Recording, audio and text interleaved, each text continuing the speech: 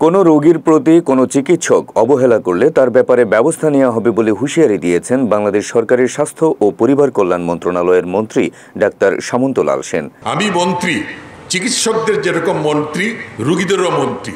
চিকিৎসকদের সুরক্ষা দিব, রোগীদেরকেও আমি সুরক্ষা দিব।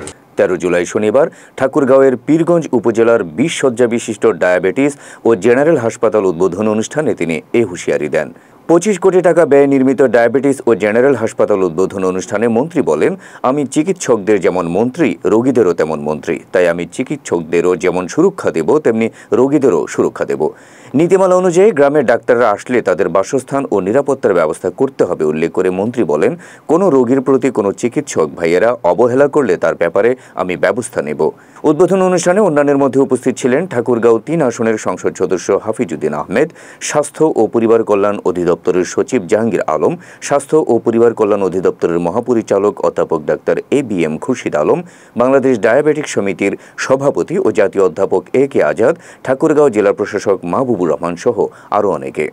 আর আমরা যদি একটা নীতিমালার মধ্যে রাখতে পারি যে ডাক্তাররা গ্রামে যাবে, আরেকটা জিনিস দেখতে হবে, আমার যে চিকিৎসক গ্রামে যাবে তার বাসস্থানের ব্যবস্থাও কিন্তু আমাকে করে দিতে হবে।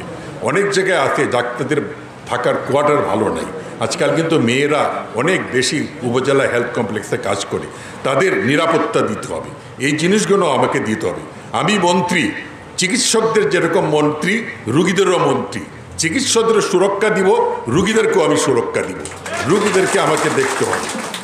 আমি কোনো দিনই কোনো রোগীর প্রতি কোনো অবহেলা, কোনো নেগলিজেন্সি আমি কোনোভাবেই এটা মেনে নিব না।